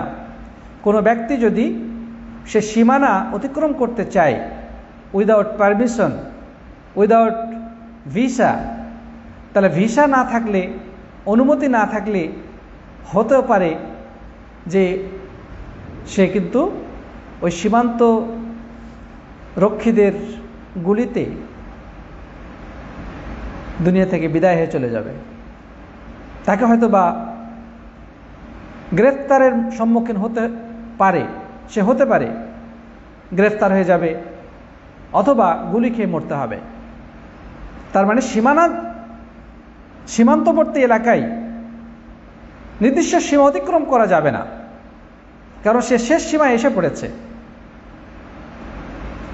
তো রাসূল করিম সাল্লাল্লাহু আলাইহি ওয়াসাল্লাম চমৎকারভাবে বললেন যে ইন্না লিকুল্লি মালিকিন হিমা, প্রত্যেক শাসকের, প্রত্যেক বাদশার, প্রত্যেক রাজার, এখানে মালিক শব্দ বলেছে, রাজা বলা হয়েছে, প্রত্যেক রাজার কি রয়েছে, নির্দিষ্ট একটা সীমারেখা রয়েছে, সীমান্ত রয়েছে। সে সীমান্ত অতিক্রম করা যাবে না, অন্যথায় তাকে বিপদে পড়তে হবে, নানা সমস্যায় পতিত হতে হবে। সুতরাং একইভাবে ওয়া ইন্না হিমাল্লাহি মাহারিমুহু, যিনি সকল রাজার রাজা, সকল শাসকের বড় শাসক, রাজাধিরাজ আল্লাহ সুবহানাহু ওয়া তাআলা, তারও নির্দিষ্ট একটা সীমা রয়েছে। সেটা কি? মাহারিমুহু, আল্লাহর হারামকৃত বা নিষিদ্ধকৃত বিষয়সমূহ। আপনি পৃথিবীতে স্বাধীনভাবে চলাফেরা করেন, খাওয়া দাওয়া করেন, যে কোনো পোশাক পরেন, বিয়ে শাদী করেন, আল্লাহ সুবহানাহু ওয়া তাআলার নিয়ামত ভোগ করেন, কোনো আপত্তি নেই। কিন্তু যখনই আল্লাহর পক্ষ থেকে নির্ধারিত নিষিদ্ধ বা হারাম জিনিস সামনে চলে আসবে, তখনই আপনাকে থামতে হবে, আর সামনে এক পা অগ্রসর হওয়া যাবে না। আমরা রাস্তায় গাড়ি ড্রাইভ করার সময় যখন রেড সিগন্যাল পাই, তখন আমরা কি করি? সিগন্যাল পাওয়ার সাথে সাথে সেখানে আমরা স্টপ করি, গাড়ি থামিয়ে দেই। যদি আমরা সিগন্যাল ভঙ্গ করে যাওয়ার চেষ্টা করি, সিগন্যাল ভায়োলেশনের কারণে আমরা একদিকে হয়তো বা জেল জরিমানার সম্মুখীন হব, এর কারণ এর মাধ্যমে অন্যের জানমালের ক্ষতি হতে পারে। হয়তো বা এই সিগন্যাল ক্রস করার কারণে আরেকটা গাড়িকে আপনি মেরে দেবেন, অ্যাক্সিডেন্ট হওয়ার সম্ভাবনা রয়েছে। সুতরাং যখনই রেড সিগন্যাল আসবে, সাথে সাথেই আপনাকে থামতে হবে, আর সামনে অগ্রসর হওয়া যাবে না। একইভাবে আপনি যে দেশে বসবাস করছেন, সীমান্ত, আপনি সারা দেশে স্বাধীনভাবে চলাফেরা করেন, কিন্তু যখনই আপনি সীমানা বরাবর আসবেন, তখন আপনাকে আর সামনে যাওয়ার কোনো সুযোগ নেই, আপনাকে যেতে পারবেন না, আপনাকে অবশ্যই থামতে হবে। সাথী বন্ধুগণ, তাহলে আল্লাহ সুবহানাহু ওয়া তাআলা সীমারেখা কোনটি? সীমারেখা হচ্ছে হারাম। আল্লাহ তাআলা আমাদের জন্য হালাল সব কিছু করেছেন, কিন্তু যখনই হারাম কোনো কিছু সামনে আসবে, আপনাকে আর এক পা অগ্রসর হওয়ার সুযোগ নেই, আপনাকে অবশ্যই সেখানে থামতে হবে। আপনি যদি হারামে লিপ্ত হয়ে যান, তাহলে আপনি নিজেকে বিপদের মুখে ফেলে দিলেন। আল্লাহর আযাব, আল্লাহর পক্ষ থেকে নির্ধারিত শাস্তি, আল্লাহর পক্ষ থেকে দণ্ডবিধি আপনার জন্য নির্ধারিত রয়েছে, হয় দুনিয়াতে অথবা আখিরাতে। দুনিয়াতে কেউ যদি আল্লাহর নিষিদ্ধকৃত হারামে লিপ্ত হয়, দুনিয়াতেও কিছু শাস্তি রয়েছে, তাকে দণ্ডবিধির মুখোমুখি হতে হবে, তাকে জেল জরিমানার মুখোমুখি হতে হবে, অথবা তার যেমন হাত কাটা হবে, পাথর মেরে তাকে হত্যা করা হবে, দৌড়া মারা হবে, অথবা জেলে পুরে রাখা হবে, অথবা কাজী সাহেব বিচারক তার ব্যাপারে যে সিদ্ধান্ত নেবে সেটা তাকে মাথা পেতে নিতে হবে। দুনিয়াবি বিভিন্ন ধরনের শাস্তি তাকে পেতে হবে। আর আখিরাতের জাহান্নামের শাস্তি, কবরের আযাব ইত্যাদি শাস্তি তো তার জন্য অপেক্ষা করছেই মৃত্যুর পরবর্তী জীবনে। সুতরাং আল্লাহ সুবহানাহু ওয়া তাআলা যেগুলো হারাম ঘোষণা করেছেন, নিষিদ্ধ ঘোষণা করেছেন, এটি হচ্ছে চূড়ান্ত সীমারেখা। এই সীমারেখা, এটি হচ্ছে রেড সিগন্যাল, এর সামনে অগ্রসর হওয়ার কোনো চান্স নেই, সুযোগ নেই। অবশ্যই সেখানে আমাদেরকে অবশ্যই কী করতে হবে? আমাদের জীবনের গতিপথ থামাতে হবে, আমাদের জীবন নামক এই গাড়িটাকে সেখানে অবশ্যই স্টপ করতে হবে। অন্যথায় আল্লাহ রাব্বুল আলামিনের আযাব, গজব, আল্লাহর পক্ষ থেকে শাস্তি, দুনিয়ার দণ্ডবিধি আমাদের জন্য অপেক্ষা করছে। আল্লাহ রাব্বুল আলামিন আমাদেরকে তৌফিক দান করুন, আল্লাহুম্মা আমিন।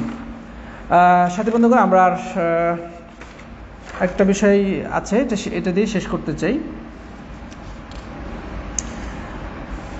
সেটা হচ্ছে যে রাসূল কারীম সাল্লাল্লাহু আলাইহি ওয়াসাল্লাম এরপরে যেটা বললেন, আলা ইন্না ফিল জাসাদি মুদগাহ ইযা সালুহাত সালুহাল জাসাদু কুল্লু। তারপরে আল্লাহ নবী সাল্লাল্লাহু আলাইহি ওয়াসাল্লাম যেটা বললেন যে দেখো তোমাদের শরীরের মধ্যে একটি মাংস পিণ্ড রয়েছে, সেটা যদি ঠিক থাকে তাহলে তোমাদের পুরো শরীর ঠিক থাকবে। ওয়াইদা ফাসাদাত ফাসাদাল জাসাদু কুল্লুহ, আর যদি সেটা খারাপ হয়ে যায়, নষ্ট হয়ে যায়, তাহলে তোমাদের পুরো দেহ, পুরো শরীর নষ্ট হয়ে যাবে। আলা ওয়াহিয়াল কলব, সেটি হচ্ছে অন্তর। প্রিয় বন্ধুগণ, আমরা সত্যিকার অর্থেই আমাদের শরীর সুন্দর রাখার জন্যে, আমাদের দেহের যত্নের জন্যে যত কিছু ইউজ করি, যত বেশি আমরা শরীরের প্রতি যত্ন নেই, নানাভাবে আমরা শরীর ঠিক রাখার চেষ্টা করি, আমাদের পোশাক আশাক যেন ময়লা আবর্জনা নষ্ট না হয়ে যায়, পোশাকে যেন কোনো ধরনের ময়লা না পড়ে, এই জন্য আমরা আমাদের ময়লা পোশাকগুলোকে ডিটারজেন্ট পাউডার দ্বারা ধৌত করি, আমরা ওয়াশিং মেশিনে ফেলে সেটাকে পরিষ্কার করি, নানাভাবে সেটাকে আমরা ক্লিন করি। আমরা অসুস্থ হলে বিভিন্ন ধরনের চিকিৎসা গ্রহণ করি, মেডিসিন গ্রহণ করি, বড় বড় ডাক্তারের পরামর্শ গ্রহণ করি আমাদের শরীরকে ঠিক রাখার জন্যে, আমাদের পোশাক আশাককে ঠিক রাখার জন্যে। কিন্তু এই শরীরের ভিতরে, শরীরের থেকেও যে গুরুত্বপূর্ণ একটি স্থান রয়েছে, সেটি হচ্ছে হৃদয়, কলব। সেটির ব্যাপারে আমরা উদাসীন। নবী সাল্লাল্লাহু আলাইহি ওয়াসাল্লাম বলছে, ওইটা যদি ঠিক থাকে তাহলে সব ঠিক থাকবে, ওইটা নষ্ট হয়ে গেলে সব নষ্ট। সেটা কি? অন্তর। প্রিয় বন্ধুগণ, আসলে আমাদের যে অন্তর, আমাদের শরীর যেভাবে আক্রান্ত হয়, রোগ ব্যাধিতে দুর্বল হয়ে পড়ে, ঠিক একইভাবে আমাদের যে অন্তর, সেটাও অসুস্থ হয়, সেটাও রোগাক্রান্ত হয়। আল্লাহ সুবহানাহু ওয়া তাআলা তাই তো বলেছেন যে ফি কুলুবিহিম মারাদুন ফাযাদাহুমুল্লাহু মারাদা, মুনাফিকদের অন্তরে রয়েছে রোগ, আল্লাহ তাদের রোগকে বৃদ্ধি করে দেন। তাহলে আল্লাহ সুবহানাহু ওয়া তাআলা এখানে মুনাফিকদের হৃদয়ের কথা বললেন যে তাদের হৃদয়গুলো রোগাক্রান্ত, আল্লাহ তাআলা তাদের রোগকে আরো বৃদ্ধি করে দেন। আর অন্তরের রোগের মধ্যে আরেকটি রোগ হচ্ছে সংশয় এবং সন্দেহ। সংশয়, ইসলামের ব্যাপারে সন্দেহ, আল্লাহর ব্যাপারে সন্দেহ, রাসূলের ব্যাপারে সন্দেহ, দিনের বিধিবিধানের ব্যাপারে সন্দেহ, সংশয়, এটা হচ্ছে অন্তরে একটা রোগ। আল্লাহ তাআলা এই ব্যাপারে বলছেন যে আফি কুলুব, আল্লাহ তাআলা বলছেন যে আফি কুলুবিহিম মারাদুন আম ইরতাবু, সূরা নূরের 50 নম্বর আয়াতে বলছেন যে তাদের অন্তরে কি রোগ রয়েছে, নাকি তারা সংশয় আক্রান্ত, তারা সন্দিহান। মানে কাফেরদের অন্তরে কি রোগ রয়েছে, নাকি আর আসলে দিনের ব্যাপারে সংশয় সন্দেহের মধ্যে ঘুরপাক খাচ্ছে। প্রিয় বন্ধুগণ, তাহলে এই যে মনের বিভিন্ন ধরনের রোগ ব্যাধি রয়েছে, মনের নানা ধরনের রোগ ব্যাধি রয়েছে, সংশয় সন্দেহ, মনের মধ্যে অস্থিরতা, ভয় ভীতি, এগুলো সব মনের রোগ। আমাদের উচিত হবে আমাদের বডিকে যেভাবে আমরা যত্নের সাথে সুস্থ রাখার চেষ্টা করি, অসুস্থ হলে রোগ চিকিৎসা গ্রহণ করি, মেডিসিন গ্রহণ করি, কাপড় চোপড় পোশাক আশাককে যেভাবে আমরা ক্লিন রাখার চেষ্টা করি, এর থেকেও বেশি গুরুত্ব দেওয়া উচিত আমাদের কলবকে, আমাদের হৃদয়কে পরিশুদ্ধ রাখার, পরিচ্ছন্ন রাখার। আমাদের এই হৃদয় অসুস্থ হয়ে পড়লে সব কিছুই অসুস্থ হয়ে পড়ে, সব কিছুই খারাপ হয়ে যায়। তখন দেখতে চেহারা ভালো হলেও, খুব দেখতে স্মার্ট, বডি খুব সুন্দর, কিন্তু অন্তরটা নষ্ট হয়ে গেলে তার এই বডি তখন নষ্ট হয়ে যায়, এটা কোনো আর মূল্য থাকে না। যার হৃদয়টা যত বেশি ভালো হয়, যার হৃদয়টা যত বেশি সুন্দর হয়, সেই ব্যক্তি ততই সুন্দর হোক, হয়তো সুন্দর হয়, যদিও বাহ্যত তার চেহারাটা ভালো না, যদিও দেখতে অত স্মার্ট না, কিন্তু তার হৃদয়টা যদি স্মার্ট হয়, তার অন্তরটা যদি সুন্দর হয়, তাহলে সেই ব্যক্তি সুন্দর। এই জন্য বলা হয় চেহারা সুন্দর হলে প্রকৃত সুন্দর হওয়া যায় না। যার হৃদয়টা যত বেশি সুন্দর হবে, সে প্রকৃত তত সুন্দর। সাথী বন্ধুগণ, যাদের হৃদয় রয়েছে কিন্তু এই হৃদয় দ্বারা সঠিক বিষয়টি গ্রহণ করার জন্য চিন্তা ভাবনা করে না, আল্লাহ তাদের ব্যাপারে কি বলছেন যে ওয়ালাকাদ যারা'না লিজাহান্নামা কাসীরাম মিনাল জিন্নি ওয়াল ইনস, নিশ্চয় আমি সৃষ্টি করেছি জাহান্নামের জন্য বহু সংখ্যক জিন এবং ইনসানকে। লাহুম কুলুবুন লা ইয়াফকাহুনা বিহা, তারা কারা? যাদের কলব রয়েছে, অন্তর রয়েছে, কিন্তু তারা কি করে না? এর দ্বারা অনুধাবন করে না। সত্য মিথ্যা, হক বাতিল, ন্যায় অন্যায়, হালাল হারাম, গ্রহণীয় এবং বর্জনীয় কোনটা কি, এ ব্যাপারে তারা মোটেও চিন্তা ভাবনা করে না। সমাজের সাথে গা ভাসিয়ে দিয়ে, দেশাচারের সাথে গা ভাসিয়ে দিয়ে, আর 10 জন মানুষের দেখা দেখি সবাই যা করছে সেও তাই করে, তার হৃদয়কে সে কাজে লাগায় না, সে আকল দ্বারা চিন্তা ভাবনা করে না, তার কলব দ্বারা সেটা উপলব্ধি করার চেষ্টা করে না, এরা হচ্ছে জাহান্নামের অধিবাসী। আল্লাহ তাআলা বলছে এই সমস্ত জিন ইনসানদেরকে আমি জাহান্নামের জন্য প্রস্তুত করেছি, এদের জন্য আমি জাহান্নাম রেডি করেছি। নাউযুবিল্লাহি মিন যালিক। প্রিয় বন্ধুগণ, আল্লাহ সুবহানাহু ওয়া তাআলা আরো বলেছেন, ইন্না ফি যালিকা লাযিকরা লিমান কানা লাহু কলবুন আও আলকা আস-সামআ ওয়া হুয়া শাহীদ। আল্লাহ তাআলা বলছেন নিশ্চয়ই এই কোরআনের মধ্যে রয়েছে উপদেশ বার্তা। কাদের জন্য? লিমান আল্লাহ তাআলা বলছেন লিমান কানা লাহু কলবুন, যার রয়েছে কলব বা হৃদয়, যার সত্যিকার হৃদয় রয়েছে, এই হৃদয়বান ব্যক্তিদের জন্য কোরআনের মধ্যে উপদেশ বার্তা নিহিত রয়েছে। আও আলকা আস-সামআ ওয়া হুয়া শাহীদ, অথবা যে ব্যক্তি মনোযোগ সহকারে শ্রবণ করে, যার মানে মনোযোগ রয়েছে, তাদের জন্য কি রয়েছে? কোরআনের মধ্যে উপদেশ বার্তা রয়েছে। যে জিনিসটা উপলব্ধি করার চেষ্টা করে, বোঝার চেষ্টা করে, মনোযোগ দিয়ে শোনার চেষ্টা করে, হৃদয় দিয়ে উপলব্ধি করার চেষ্টা করে, কোরআনের মধ্যে তাদের জন্যই কি রয়েছে? উপদেশ বার্তা রয়েছে। তাহলে কি বোঝা গেল? কোরআন শুধু পড়লে হেদায়েত হবে না, কোরআন হেদায়েতের নিয়তে পড়তে হবে, কোরআন বোঝার চেষ্টা করতে হবে, মনোযোগ দিয়ে শুনতে হবে এবং গবেষণা করার চেষ্টা করতে হবে, হৃদয়কে কাজে লাগাতে হবে। তোতা পাখির মতো আউড়ে গেলে সোয়াব পাওয়া যাবে ঠিক আছে, কিন্তু কোরআন থেকে যে হেদায়েত সেটা অর্জিত হবে না। প্রিয় বন্ধুগণ, তাই আসুন আমরা এই হৃদয়কে কাজে লাগাই, আমাদের অন্তঃকরণকে আমরা কাজে লাগাই, এটাকে আমরা আরও সচেতন হই, অন্তরটাকে আমরা প্রোটেকশন দেই। এটা যদি রোগ ব্যাধি হয়ে যায় তাহলে এটার জন্য চিকিৎসা করি। সেই চিকিৎসাটা কি? সেটা হচ্ছে কোরআনে কারীমের তেলাওয়াত, রাসূল করিম সাল্লাল্লাহু আলাইহি ওয়াসাল্লামের হাদিস পাঠ, কোরআন হাদিসের তেলাওয়াতের কোরআনের পাঠ এবং হাদিস থেকে এটা চিকিৎসা গ্রহণ করা, এটি হচ্ছে কলবের চিকিৎসা। জিকির, আজকার, ইলম অর্জন, আল্লাহর ভয়ে ভীত হওয়া, ক্রন্দন করা, এগুলো হচ্ছে অন্তরের চিকিৎসা।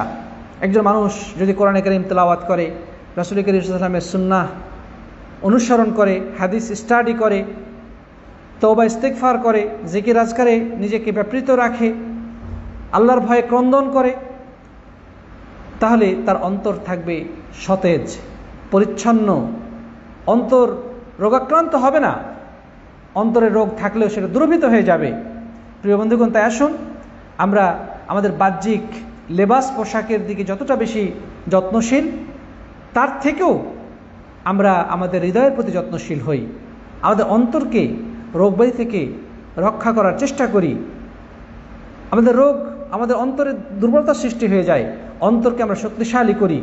যার অন্তর যত বেশি শক্তিশালী হবে সে তত পাক্কা ইমানদার হবে, সে তত সৎ মানুষ হবে, তত বেশি ভালো হবে। প্রিয় বন্ধুগণ, এই জন্য তো শয়তানের টার্গেট মানুষের অন্তরকে নষ্ট করে দেওয়া। আল্লাযী ইউসবিসু ফি সুদুরিন নাস, শয়তান মানুষের এই হৃদয়ে অভ্যন্তরে কি করে আঘাত হানে, ওয়াসওয়াসা দেয়। কারণ এই হৃদয়কে সে কন্ট্রোল করতে পারে, পুরো বডিকে সে কন্ট্রোল করতে পারে। একটা দেশের রাজধানী যদি শত্রু দ্বারা কি হয়, আক্রান্ত হয়, তাহলে সারা দেশে আক্রান্ত হয়ে যায়। এই জন্যই সেনাবাহিনীর বা যুদ্ধ লাগলে তখন সবার ওই শত্রু বাহিনীর টার্গেট থাকে রাজধানীকে কন্ট্রোল করার। ক্যাপিটাল কন্ট্রোল করতে পারলে পুরো দেশটা তাদের কন্ট্রোলে চলে আসে। ঠিক একইভাবে আমাদের শরীরের মধ্যে ক্যাপিটাল বা আমাদের শরীরের মধ্যে সবচেয়ে কেন্দ্রস্থল হচ্ছে আমাদের হৃদয়। শয়তান এই হৃদয়কে টার্গেট করে কাজ করে। সেই হৃদয়কে যদি নিয়ন্ত্রণ করতে সক্ষম হয় তাহলে আমাদেরকে পুরোটাই নিয়ন্ত্রণ করতে সক্ষম হয়। এই জন্য যখনই শয়তানের ওয়াসওয়াসা, কুমন্ত্রণা আমাদের হৃদয়ে জাগ্রত হবে, আমাদের উচিত আল্লাহর কাছে আশ্রয় চাওয়া এবং পাঠ করা আউযু বিল্লাহি মিনাশ শাইতানির রাজিম। এবং ইসলামের কোনো বিশেষ সন্দেহ সৃষ্টি হলে আমাদের বলা উচিত আমানতু বিল্লাহ, আমি আল্লাহর প্রতি ঈমান আনলাম, এরপরে দিনের উপরে অবিচল থাকা। ভাইরা আমার, সুতরাং মনকে রক্ষা করতে হবে। সংশয়, সন্দেহ, মনের মধ্যে অতিরিক্ত ভয়, ভীতি, আল্লাহ ছাড়া অন্যকে ভয় করা, এগুলো অন্তরের রোগ। আমাদের পূর্ণ আস্থা থাকতে হবে আল্লাহ তাআলার প্রতি, ভালোবাসা থাকতে হবে আল্লাহ তাআলার প্রতি, আশা আকাঙ্ক্ষা থাকতে আল্লাহ তাআলার প্রতি। এভাবে আমাদের অন্তরকে আমরা পরিচ্ছন্ন করতে পারবো। যাই হোক, আমরা আল্লাহর কাছে দোয়া করি তিনি যেন আমাদের সবাইকে আমাদের বাহ্যিক পোশাক আশাক বা আমাদের শরীরের যত্নের পাশাপাশি অন্তরের প্রতি আরও বেশি যত্নশীল হওয়ার জন্য তৌফিক দান করেন। আল্লাহ সুবহানাহু ওয়া তাআলা আমাদের সবাইকে তৌফিক এনায়েত করুন এবং আল্লাহর পথে যত বেশি আমরা নিজের সময় কাটাবো, আমরা আল্লাহর জিকিরের পেছনে যত বেশি আমাদের সময়গুলোকে ব্যয় করব, কোরআন তেলাওয়াত, সৎলোকদের সংস্রব, আল্লাহ রাব্বুল আলামিনকে কাছে আল্লাহ সুবহানাহু ওয়া তাআলার নৈকট্য হাসিলের জন্য প্রচেষ্টা যত বেশি আমরা করতে পারবো তত বেশি আমাদের হৃদয়গুলো সংরক্ষিত থাকবে শয়তান থেকে। আল্লাহ রাব্বুল আলামিন আমাদেরকে রক্ষা করবেন। আর অন্যথায় শয়তান যদি আমাদের এই অন্তরটাকে কন্ট্রোল করে ফেলতে পারে, তাহলে আমরা পরাজিত হয়ে যাব শয়তানের কাছে। আল্লাহ তাআলা আমাদের সবাইকে শয়তান থেকে হেফাজত করুন, আল্লাহুম্মা আমিন। যাই হোক, এই হাদিসের শিক্ষা রয়েছে, অনেক কিছু শিক্ষা রয়েছে। আমাদের উচিত প্রত্যেক হারাম কাজ থেকে দূরে থাকা এবং হালাল কাজগুলো করা, আর যেগুলো সংশয়পূর্ণ বিষয় সেগুলো থেকে সর্বান্তকরণে দূরে থাকা, এবং কোনো বিষয় অস্পষ্ট থাকলে আলেমদের কাছে প্রশ্ন করে জেনে সেটা স্পষ্ট হওয়া, তারপরে সেটা করা। আল্লাহ সুবহানাহু ওয়া তাআলা আমাদের হৃদয়ের প্রতি যত্নশীল হওয়ার কথা বলেছেন, রাসূল করিম সাল্লাল্লাহু আলাইহি ওয়াসাল্লাম অন্তরের প্রতি যত্নশীল হওয়ার কথা বলেছেন। তাই আসুন আমরা আমাদের রূহ বা আমাদের আত্মার খোরাক হিসেবে কোরআন হাদিস বেশি বেশি পড়ি এবং অন্তরকে নানা ধরনের রোগ থেকে হেফাজত করি, আল্লাহুম্মা আমিন। আর কথা লম্বা না করে আজকের আলোচনা এখানে সমাপ্ত করলাম। জাযাকুমুল্লাহু খায়রান। এতক্ষণ যে আলোচনা শুনলেন সবাইকে অনেক অনেক ধন্যবাদ এবং মোবারকবাদ জানিয়ে আলোচনা শেষ করছি। অনেকেই কমেন্ট বলেছেন যে আগের সময়টা ভালো ছিল, অর্থাৎ রাত 10টা, বাংলাদেশের রাত 10টা হলে ভালো ছিল। কিন্তু এই ব্যাপারে আমাকে একাধিক ব্যক্তি কমপ্লেন করেছেন যে তাদের রাত হয়ে যায়, তাদের রাত্রে শুনতে অসুবিধা হয়। অনেকে বলেছেন যে শুনতে শুনতে ঘুমিয়ে যান, রাতের লেকচার শুনতে শুনতে ঘুমিয়ে যান, সারাদিন ক্লান্ত থাকেন, পরিশ্রান্ত থাকেন, বিশেষ করে গৃহিণীরা, তারপরে অনেকেই বিভিন্ন পরিশ্রমী লোক রয়েছেন, যার কারণে ভেবেছি যে সময়টাকে এগিয়ে নেওয়া উচিত। আর আরেকটা বিষয় হচ্ছে সব সময় তো সবার সাথে সামঞ্জস্য রাখা সম্ভব নয়। এখানেও আমাদের বিষয়টা বুঝতে হবে।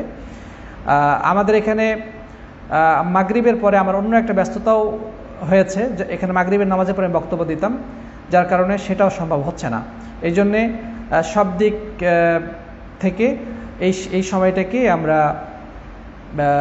উত্তম মনে করছি। তো যাই হোক, আশা করি আপনারা একটু কষ্ট করে মেনে নেবেন এই সময়টাকে এবং ক্লাসে উপস্থিত চেষ্টা করবেন। যদি কারো একান্ত সমস্যা হয় তাহলে আপনারা, যেহেতু পেজে ভিডিওগুলো সংরক্ষিত থাকছে, সেখান থেকে আপনারা পরবর্তী দেখে নেবেন। আর যারা আমাদের বিভিন্ন টেলিগ্রাম বা হোয়াটসঅ্যাপ গ্রুপে যুক্ত আছেন তাদের কাছে তো আমরা MP3 কনভার্ট করে এই ভিডিওগুলো কনভার্ট করে দিয়ে দিই, সেখান থেকে আপনারা যে কোনো সময় শুনে নিতে পারবেন। জাযাকুমুল্লাহু খায়রান। হাদা সাল্লাল্লাহু আলা নবিয়িনা মুহাম্মদ ওয়া আলা আলিহি ওয়া সাহবিহি আজমাইন। আসসালামু আলাইকুম ওয়া রাহমাতুল্লাহি ওয়া বারাকাতুহু।